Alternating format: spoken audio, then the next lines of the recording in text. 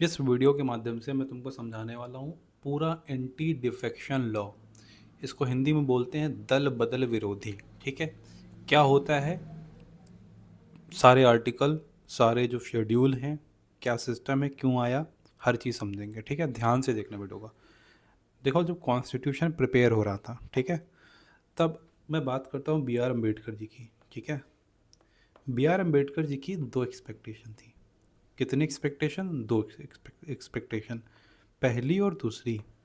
पहली एक्सपेक्टेशन उनकी ये थी कि देखो यार, लॉ एंड ऑर्डर मेंटेन रहे, लॉ एंड ऑर्डर मेंटेन रहे, ये उनकी पहली आशा थी।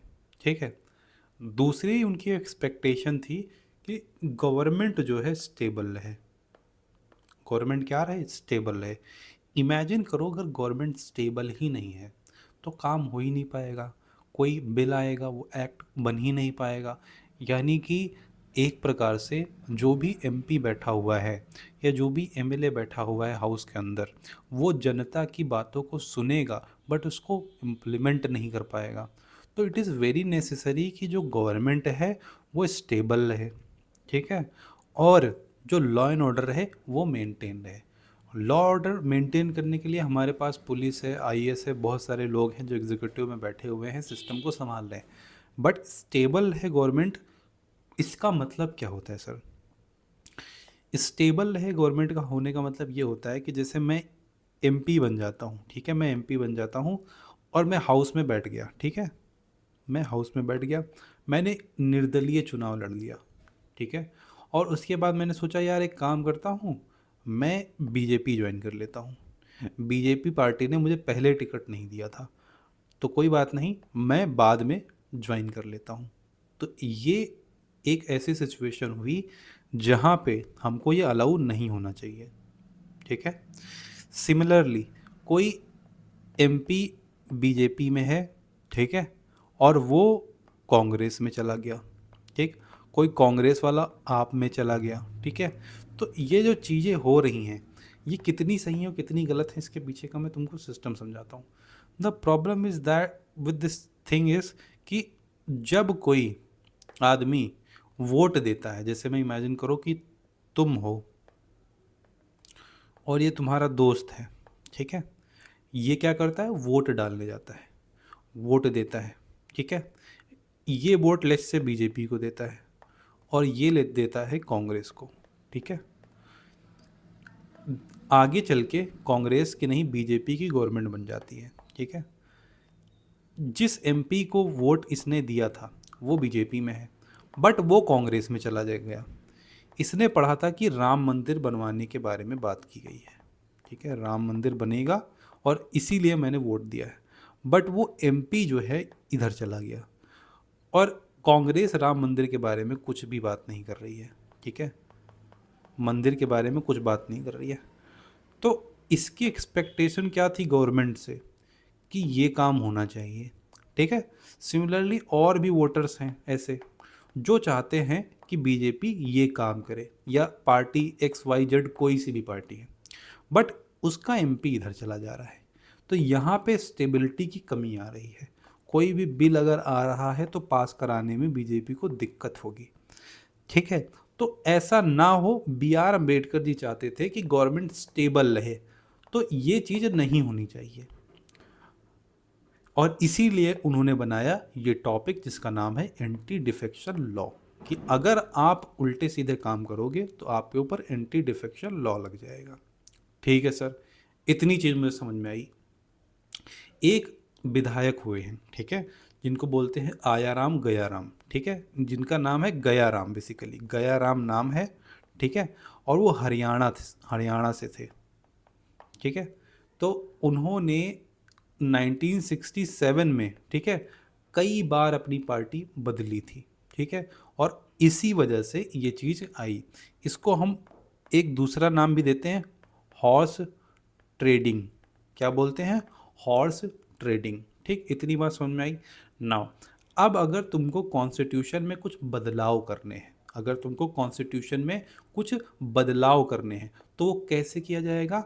उसके लिए आपको पास करना पड़ेगा अमेंडमेंट। ठीक है सर, तो 52nd कॉन्स्टिट्यूशनल अमेंडमेंट किया गया 1985 में, आया राम गया राम को देख के, ठीक।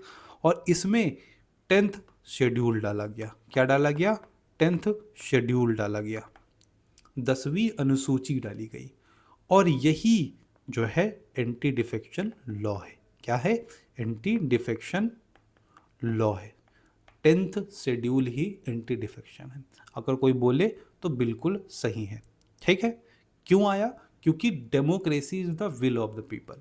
लोगों की विल को जानने का एक तरीका है। जो भी एमपी आया है या एमएलए आया है, वो बैठा हुआ है हाउस में, वो इधर से उधर जा रहा है, तो आप एक तरीके से जनता की विल के साथ क्या कर रहे हो? खिलवाड़ कर रहे हो, ठीक है। इतनी बात तुमको समझ में आ गई होगी। नॉट डिफेक्शन के बारे में जब मैं बात करता हूँ कभी भी, तो डिफेक्शन 3 लोगों पे लगता है। सर 3 लोग कैसे, कौन हो सकते हैं? 3 लोग कौन कौन हो सकते हैं? या तो कोई इलेक्टेड मेंबर होगा, या तो कोई इंडिपेंडेंट होगा, या तो कोई नॉमिनेटेड आदमी होगा। सर नॉमिनेटेड मतलब जैसे कि एमएलसी हो गया, ठीक है, जैसे राज्यसभा के लोग हो गए, ठीक है, दीज आर नॉमिनेटेड आदमी, ठीक है। यहां पे देखोगे इंडिपेंडेंट में कौन आएगा?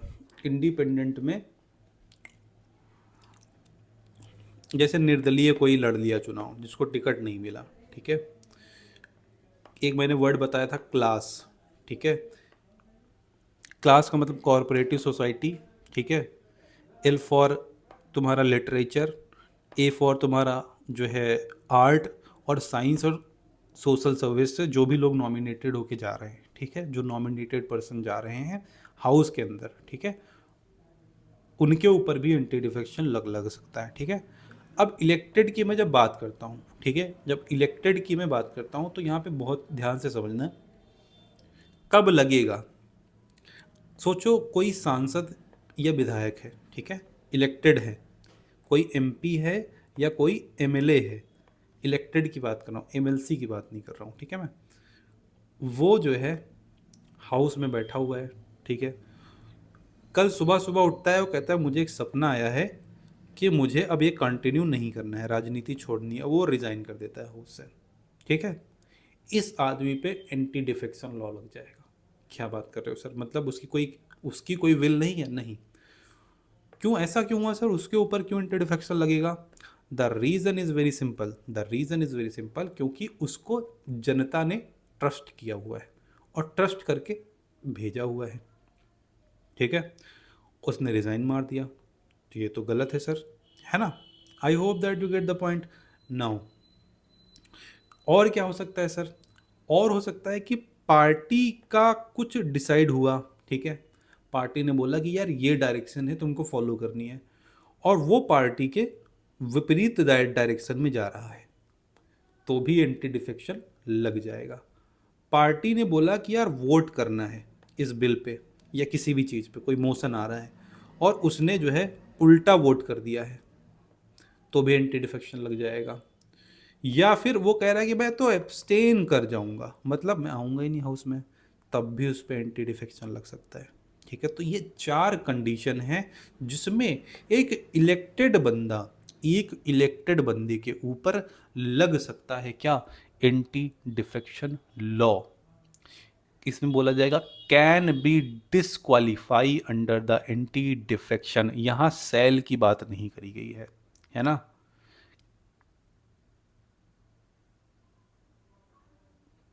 ऐसा क्यों है वो भी तुमको मैं समझा दूंगा। यहाँ पे मैं लिख देता हूँ ये चीज़, शेयर, यहाँ पे can be disqualify under defection,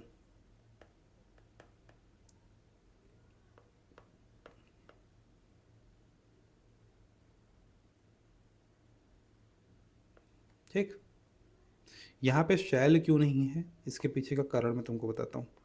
शैल लगा के मैं अगर लिखता, देखो एंटी डिफेक्शन एक आदमी पे लगता है, ठीक है, समझो मेरी बात को, मैं तुमको ये कॉन्सेप्ट थोड़ी देर में समझाऊंगा, अभी तुम खिचड़ी कर दोगे चीज़ों को, ठीक है। अब मैं बात कर देता हूँ इंडिपेंडेंट की। देखो इंडिपेंडेंट में क्या होता है कि फॉर एग्जांपल मुझे, जैसे अवध ओझा हैं, ठीक है, उनको पार्टी से टिकट चाहिए था, ठीक है। वो तो बीजेपी से भी ले लेते, वो तो आम आदमी से भी ले लेते, वो तो सपा से भी ले लेते, सारी पार्टी से, बट उनको लिस्ट से टिकट नहीं मिला है, टिकट नहीं मिला। तो उन्होंने बोला कि मैं निर्दलीय लड़ूंगा, ठीक, लड़ लिया और जीत गए वो, ठीक है। जीतने के बाद वो हाउस में बैठे और उनको लगा यार बीजेपी तो सबसे बढ़िया मेजोरिटी में है, अगर मैं इस पार्टी में चला जाऊं तो मेरे वल्ले वल्ले हो जाएंगे। तो वो जो है बात करते हैं पार्टी के प्रेसिडेंट से और उनसे बोलते हैं कि मुझे बीजेपी में ले लो। This is not allowed, this is not allowed. अगर, मेरी बात ध्यान से सुनना, अगर तुम इंडिपेंडेंटली आए हो हाउस में, अगर तुम इंडिपेंडेंटली आए हो हाउस में, तो तुम इंडिपेंडेंटली ही जाओगे, ठीक है, इंडिपेंडेंटली ही जाओगे। ओके सर, इतनी बात मुझे समझ में आ गई, ठीक है सर। सर नॉमिनेटेड की कहानी क्या है?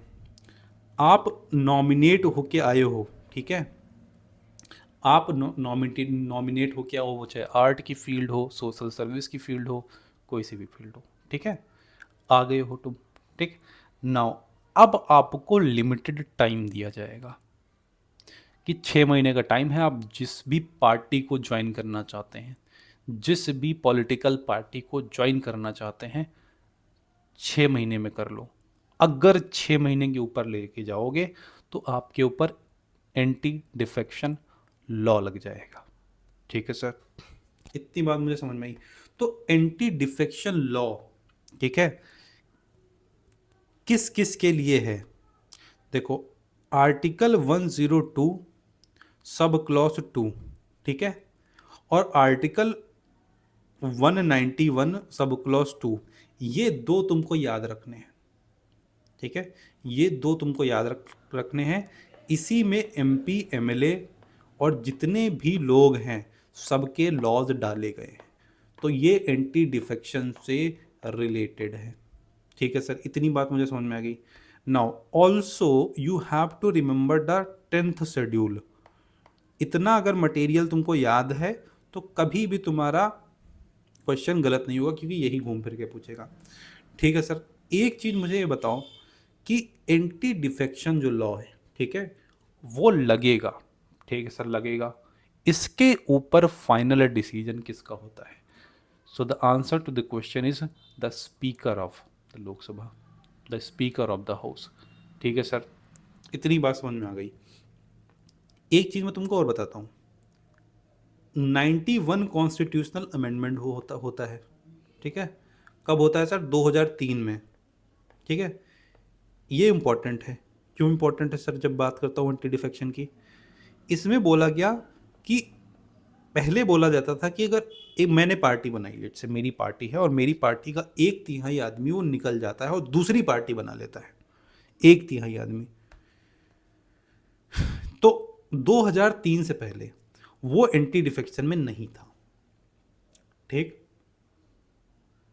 सॉरी मैंने क्या बोल दिया, 1/3 आदमी बना लेता है, हाँ, तो वो एंटी डिफेक्शन में नहीं है, ठीक है। 2003 में 91 कॉन्स्टिट्यूशनल अमेंडमेंट होता है और ये बोलता है कि अगर पार्टी का 1/3 आदमी स्प्लिट करता है तो उसके ऊपर एंटी डिफेक्शन लॉ लग जाएगा।